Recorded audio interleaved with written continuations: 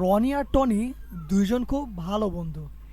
একদিন হারু কাকার চায়ের দোকান থেকে চা খেয়ে তারা দুইজন কবরস্থানের রাস্তার পাশ দিয়ে বাড়ির দিকে আসতেছিল। হঠাৎ করেই রনি আর টনি কবরস্থানের কাছে এসে দাঁড়িয়ে পড়ল। এরপর রনি টনিকে বলল, কি রে বন্ধু, তোর তো অনেক সাহস। তাহলে আজ সাহসের পরীক্ষা দিতে হবে।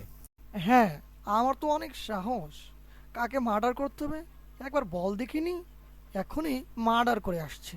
আরে, মার্ডার করতে হবে না। তুই শুধু কবরস্থানে গিয়ে আম গাছ থেকে একটি আম পেড়ে নিয়ে আসবি, তাহলে বুঝতে পারবো তুই সাহসী। আচ্ছা, তুই এখানে দাঁড়া, আমি এক্ষুনি আম পেড়ে নিয়ে আসতেছি। এরপর টনি কবরস্থানের ভেতর আস্তে আস্তে ঢুকে পড়ল। টনি আম গাছের কাছে যেতেই হঠাৎ একটি শব্দ শুনতে পেল।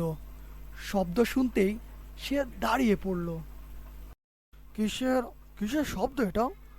এরকম শব্দ তো আগে কখনো শুনিনি। টনি, এই টনি, এই দিকে আয়। কে কে ডাকছে? কে ডাকছে আমায়? আমি কিন্তু ভয় পাই না। কে ডাকছো?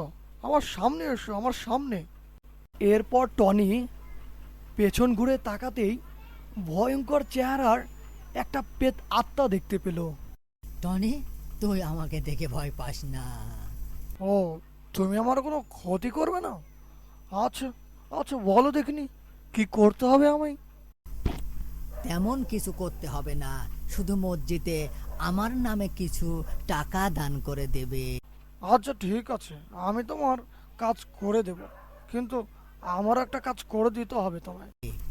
করব করব, বল কি কাজ। ওই আম গাছ থেকে ওই ওই এই আম গাছ থেকে আমার একটা আম পেড়ে দিতে হবে।